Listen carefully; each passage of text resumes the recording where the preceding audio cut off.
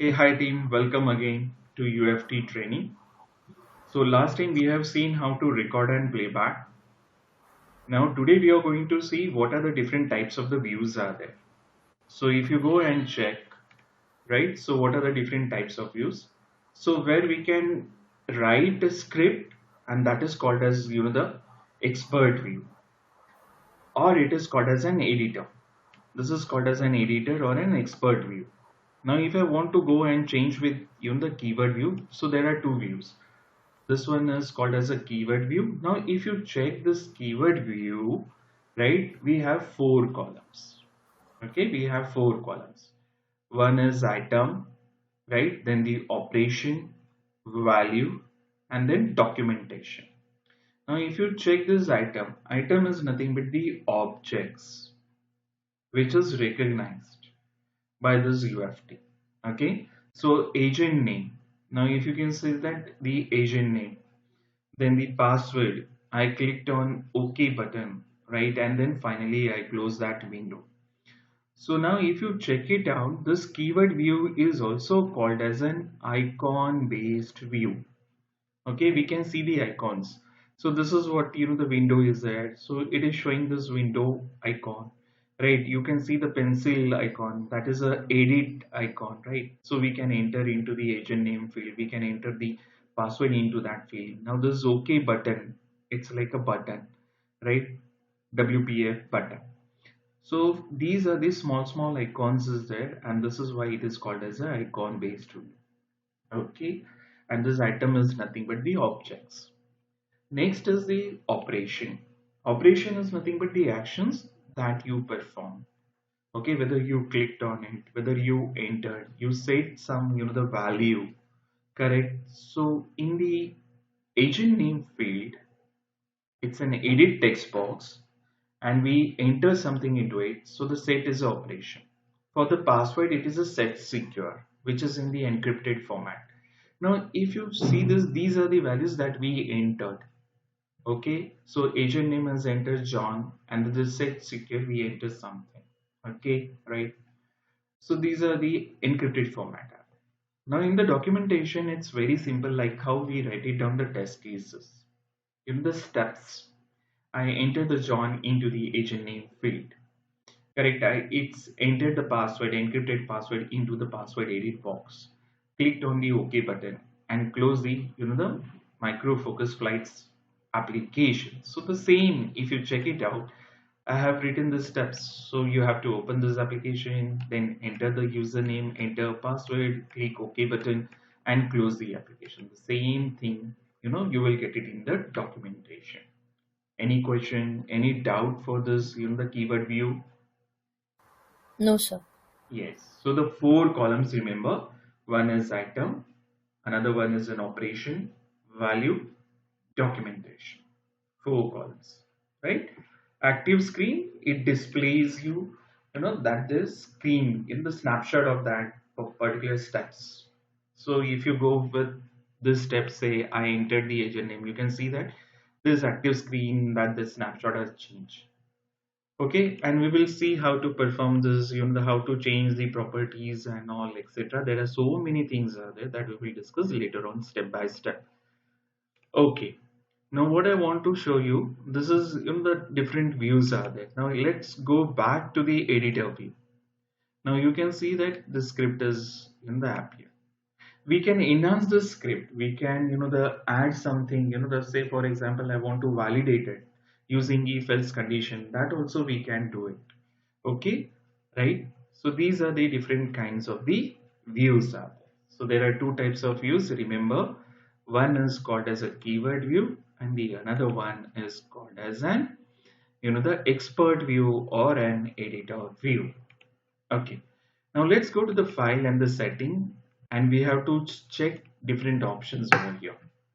Okay, in the settings, right, if I want to add some kind of an add-ons or the add-ins, right, you can go to the modify button and you can select, I don't want to select the WPF, you can deselect it. Okay, I don't want to select the .NET or I want to select the .NET, so you can go and select from here also. So it's possible. Okay, this is a one thing. Then the second is run. Run option. By default, synchronization, this is called as an object synchronization timeout is 20 seconds. Okay, we can increase this timeout. It's not, it's customizable. We can, the customize, we can enter 30 seconds also. That is the maximum timeout. So by default, the maximum timeout is 20 seconds. And this is what it is, a synchronization. We will discuss this synchronization later on. There are different types of the synchronizations. Then the resources are also there, right? How to get the in the prioritize this in the function library. So what is the function libraries and all. Then we are going to see the environment variables. So there is a something called as the built-in variables and the user-defined variables. So in the user-defined variables, again, when you export it, you will get it some kind of an XML in the values. So how to import those things. So that we will discuss later on. Environmental variable. So when we select this in the web-based application, so the browser navigation timeout is by default 60 seconds. Say for example, if you clicked on the one website to the another, or they navigate from one page to the another page, by default the timeout is 60 seconds. Remember. Now the recovery scenario, recovery nothing but that is in the exception handling. We can add the recovery scenarios. Okay, so we will see that how to generate this in the creator recovery files, how to the add or import this the recovery files into the script and all, etc. That we will see later on. Then the local system monitoring and all. Okay, log the trackers, so you can generate the logs also. Okay, so these are the various options are there. Okay, now the next is, okay, what I want to do is I want to get the result outside this the UFT. Okay, it is now inside this UFT. So let me just get into the outside this the UFT. So let's go to the the say tools and then options. Okay, now let's go and check it out. This option GUI testing, and then uh, test run. Okay, so allow micro focus. We have to check it out. Window based application, right? So I want to get this result general automatically, right? uh, the option that we have to get. Mm, okay, show warning and mismatch closes. If you want to close the startup page, right? So it opens always, right? When you open this UFT, it there is a something called as a welcome screen, right? So you want to close this, so you can close the startup page. Okay, so this is the one setting that we have to go, and then run. In the run session, we can see that HTML report, open result inside UFT, open result in the default browser, or run result in viewer report. Okay, so this is what we are going to try this one option. Okay, which option that we have to select? Run result as a viewer report. So this is a one setting that you have to do it. Let's go and click on OK button. Okay, let me just try it again. Let me just execute this script and then see the result. Again, see, now I'm not sure that particular result is pass or a fail. Okay, so once you add all the validation parts, then we can get the say concrete result. Okay, this is what I'm sure that this particular test case is pass or a fail, and then I can go with that.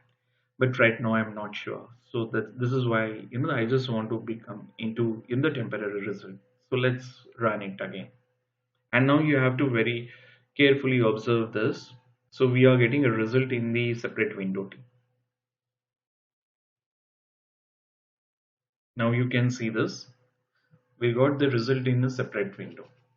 Okay, not inside the UFT. This one is a separate window. Okay, for each and every step, if you see that we don't have any kind of pass or a fail. Okay, we simply just record it. It's done. The status is done. If you see the status, It's done. No validation. We didn't added any kind of the checkpoint or the validation part. We didn't verify anything. Okay, so that's why it is not showing anything like pass or fail or warning. Nothing is there. Just simply we recorded and just play back it. So that's the result. That's why the result is it's done. Okay, so that's why it is showing done. Now if you select each and every step, you can see that this particular step is done successfully. If we are getting any kind of error for a particular step, we can easily identify that this particular step is failed because of this reason.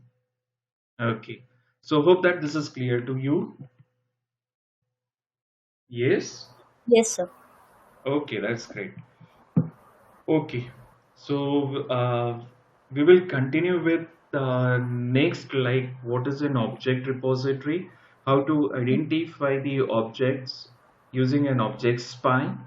So that we will see in the next session. Fine. Okay. Okay Okay, sir. then. Yeah. Thank you. Thank you very much. Yeah. Bye. So it will be tomorrow, Yeah. for same timing, 4 o'clock. Okay. Yes.